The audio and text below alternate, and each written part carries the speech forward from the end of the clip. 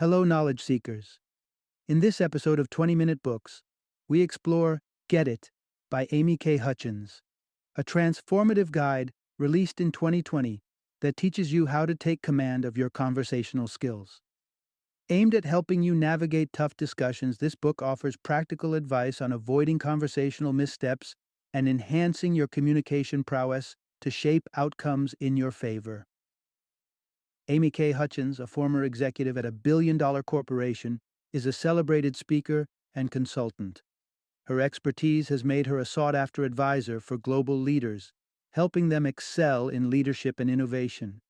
With Get It, Hutchens applies her vast experiences to provide readers with the tools needed for success in personal and professional arenas. This book is ideal for introverts struggling to express themselves, individuals looking to mend or strengthen relationships, and anyone eager to improve their interpersonal skills for greater success in all aspects of life. Join us in uncovering how small changes in how you communicate can lead to significant impacts on your life outcomes.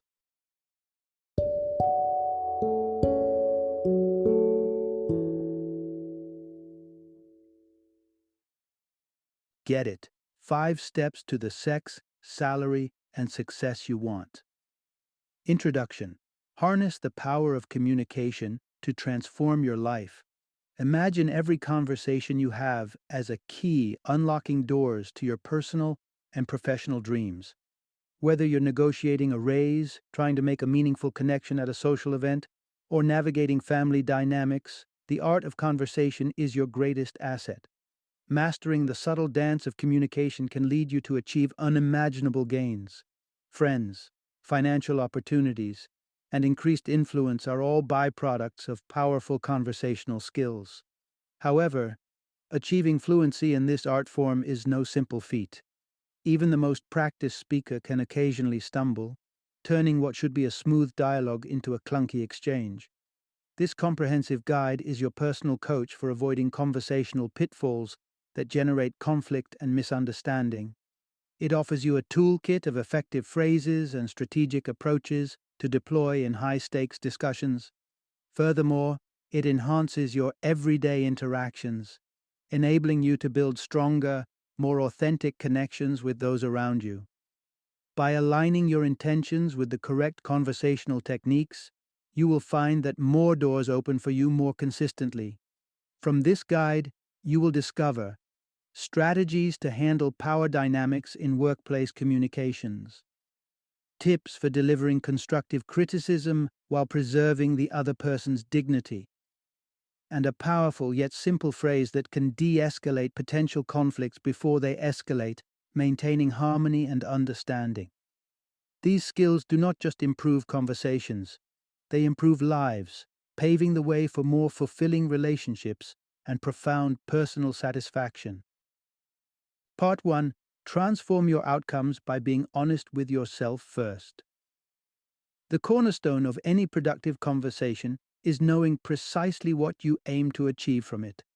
Without this clarity, your dialogue is likely to wander, missing the critical targets you intend to hit. Before striking up a conversation, especially in scenarios that could shape the course of your life or career, it's vital to engage in a frank discussion with yourself. The fundamental idea here is simple. For more successful outcomes in your conversations, start with honesty in your self-assessment. Whether you're stepping into a job interview hoping to showcase your skills for that dream job, or navigating the murky waters of modern dating, your clarity in what you desire sets the foundation for every word you speak. In the realm of job interviews, your goal is clear: to demonstrate your capabilities and fit for the position.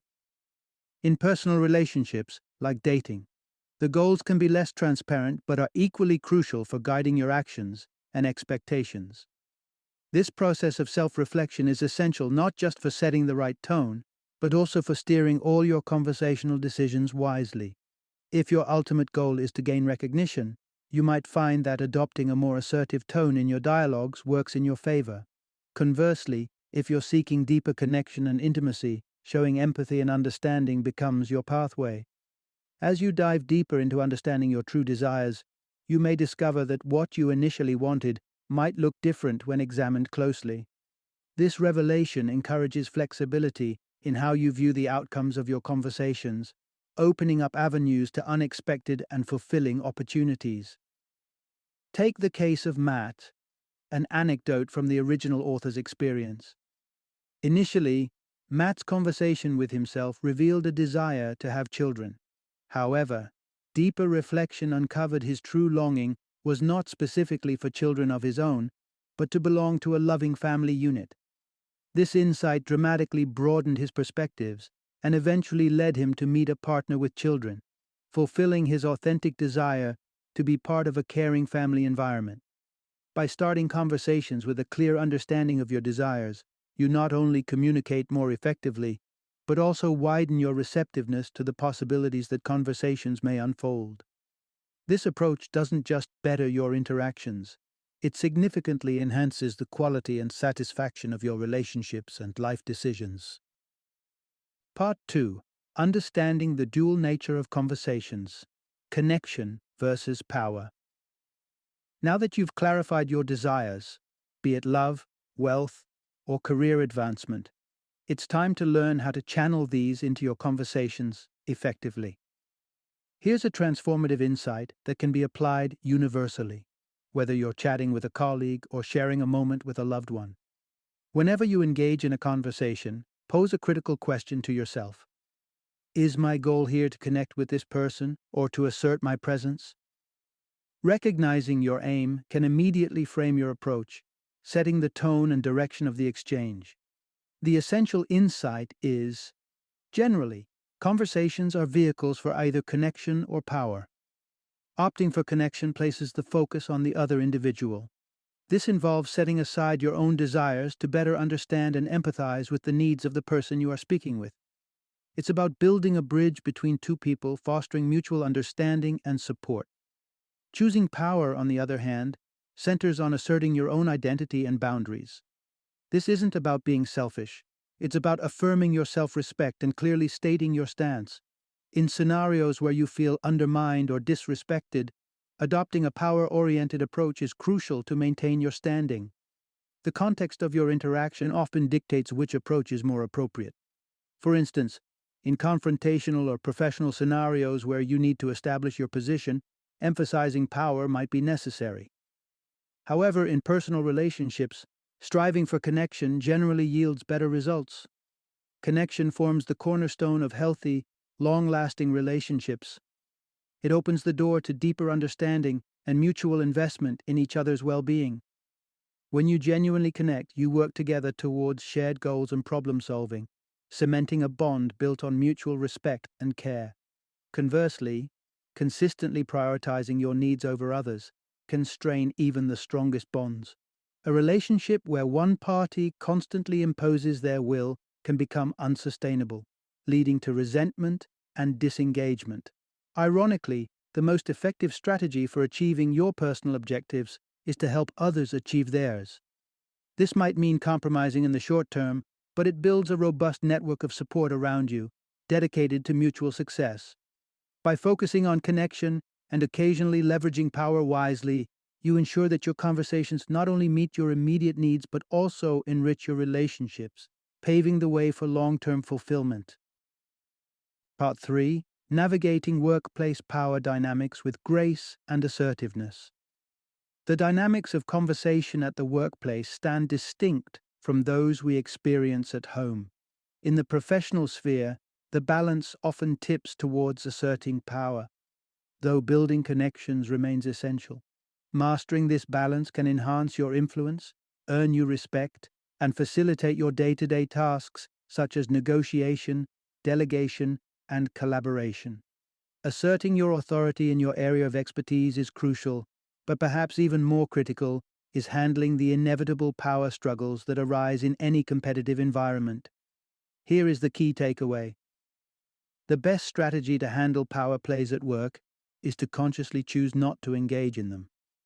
Power plays come in various forms, whether it's a boss who uses their position to excessively control or a colleague who undermines your contributions. The appropriate response to such challenges is pivotal to maintaining professional decorum and advancing your career. If you find yourself caught in a power play, the most effective response is to refrain from participating in the game. Reacting with annoyance or aggression only fuels the fire and worsens the situation. Instead, opt for responses that are forgiving and open to dialogue. For instance, if faced with criticism, a response such as, "Thank you for your feedback, I'll consider it moving forward," or "I apologize for any misunderstanding. How can we resolve this effectively?" can help diffuse tension and show your willingness to engage constructively. However, there are times when a passive approach might not suffice, and a more direct method is necessary. In such instances, it's advisable to invite the other party for a private discussion. During this conversation, maintain a calm demeanor and use non-accusatory language. Avoid personalizing the issue with you statements. Instead, frame the issue in terms of the situation and express your commitment, like, "We've been under a lot of stress lately. I am dedicated to our mutual goals. Let's work together to improve our collaboration." By choosing to engage in a mature and composed manner, you empower yourself to navigate through office politics effectively. This approach not only helps maintain professional relationships, but also fortifies your position as a level-headed and proactive member of your team. Part 4. Avoid triggering the ego to enhance communication effectiveness. When you're gearing up for a challenging conversation, it's crucial to realize that multiple dialogues are happening simultaneously. While you're speaking, both you and the person on the receiving end have internal conversations that significantly influence the interaction. Ideally, these internal dialogues would perfectly align with the actual conversation. However, more often than not, they diverge, and sometimes they even contradict the external discussion. Among the types of internal dialogues, one particularly detrimental to productive conversation is what's termed the ego hook. This is a pattern of thinking that starts the moment someone perceives they're being criticized. Here's a crucial insight. You're unlikely to get what you want from someone if you offend their ego. Once the ego hook is triggered, the dynamics of the conversation shift drastically. Initially, the individual may be open and engaging with the discussion constructively. However, the moment they sense a threat to their self-esteem, defenses go up, emotions escalate, and the focus turns inward, derailing the conversation. This becomes particularly problematic when trying to offer feedback. For instance, suggesting improvements to a partner can quickly become a minefield if the feedback is taken personally. To navigate this, altering your language to avoid triggering defensive reactions is key. Here are a few strategies. First, eschew superlatives that generalize behavior, which can be perceived as attacks on character. Avoid phrases like "you always" or "you never." Instead, relate feedback to specific incidents or behaviors. For instance, commenting, "I noticed you seemed distracted in the meeting yesterday. Is everything all right?" pinpoints a particular instance rather than generalizing a pattern. Secondly, provide constructive suggestions without overt criticism of the person's methods or capabilities. Steer clear of blunt or judgmental comments such as "you're too slow" or "that's not the right way to do it." Opt instead for open-ended suggestions like, "Could this approach be helpful?" or "I've found this technique quite effective in similar situations. What do you think?" Mastering the art of feedback by ensuring it doesn't center directly on the individual, but rather on behaviors or solutions not only prevents triggering the ego hook, but also encourages a more open and productive dialogue. By adopting this approach, you position yourself as a facilitator of improvement rather than a critic, fostering a better understanding and cooperation in your interactions. Part 5. Diffuse tension with the deflate technique to maintain harmony. Imagine this. You've had a grueling day at work. You're tired, hungry, and irritable. Suddenly, a trivial disagreement with your partner over something as minor as discarded leftovers spirals into a significant conflict about financial irresponsibility and differing values. What was a mundane issue escalates into an intense verbal battle. Clearly, This isn't the kind of outcome anyone desires from a dispute. Rather than fostering understanding or resolutions, such confrontations only serve to deepen divisions. Here's where a strategic approach, known as the deflate technique, can turn the tide of potentially explosive arguments and channel discussions towards constructive solutions. Essential insight. The deflate technique is your tool to sidestep heated arguments. This method involves a straightforward two-part response. First, acknowledge and validate the other person's concern. Second, invite them to collaborate on a solution. For example, if your partner criticizes the uneven distribution of household chores, instead of reacting defensively or pointing fingers, respond with, "I see you're upset about the chores. I agree we need a better balance. Can we figure this out together?" What happens next is nearly magical. By agreeing with the core concern and seeking your partner's input on a solution, you shift the conversation from confrontation to cooperation. Most individuals are taken aback by this approach because it moves the interaction from a combative stance to one of partnership. This technique effectively deflates the building pressure and redirects the energy towards a mutual goal, thus avoiding what could have been a destructive argument. However, it's important to recognize that while avoiding eruptive fights through techniques like this is beneficial, consistently dodging conflict is not advisable. If petty disputes are frequent, they may be symptomatic of deeper relational issues needing attention. Nevertheless, addressing these should be done at an appropriate time, ideally when both parties are calm and not under the influence of immediate stressors like hunger or fatigue. By then, employing the deflate technique, you'll not only have avoided unnecessary strife, but also created a conducive atmosphere for dealing with more profound issues constructively. Part 6. Drive action with strategic requests and insightful questions. Navigating through a meaningful conversation is one part of achieving your goals. The other is ensuring that the discussion translates into tangible actions. For instance, suppose you have just explained to a colleague why beachwear is inappropriate for the office setting. It would be quite frustrating to see them show up in beach shorts the very next day. Clearly, the conversation didn't result in a change. To truly affect change following a conversation, it's crucial to end discussions with either a specific request or a commitment. Here's a vital takeaway.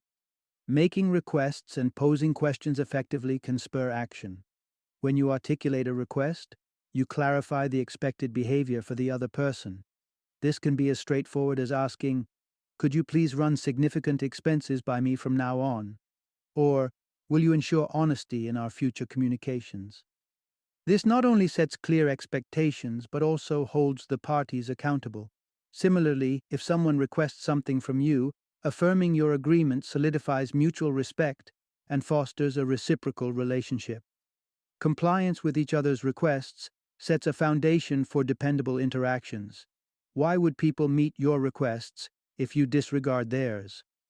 Besides making direct requests, posing thought-provoking questions is another powerful strategy to motivate action.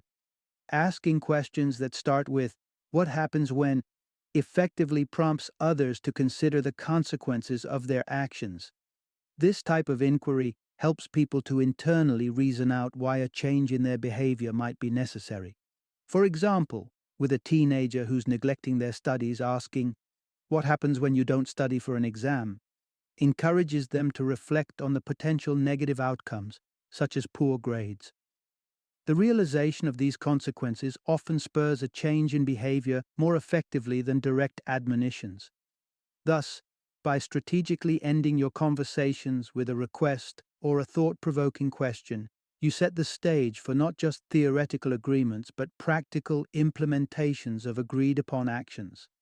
This approach turns verbal agreements into actionable results, fulfilling both parties' objectives and enhancing the overall productivity of your interactions. Final summary. Let's crystallize the essence of these insights. Your voice is not just a tool, but a powerful asset in achieving your desires. By honing the way you speak, managing your emotional responses, and considering the needs and sensitivities of others, you will dramatically enhance the effectiveness of your conversations. Improving your conversational skills means more than just talking smoothly. It involves a deeper connection with others, leading to more satisfying and productive interactions. When you refine how you communicate, you're not just solving problems more efficiently, you're also opening up a world of opportunities. Doors you didn't even know existed will start to open, creating pathways to success and fulfillment in various facets of your life. Embrace the power of your voice as a key to unlock these doors, and watch as the quality of your interactions transforms your prospects and relationships.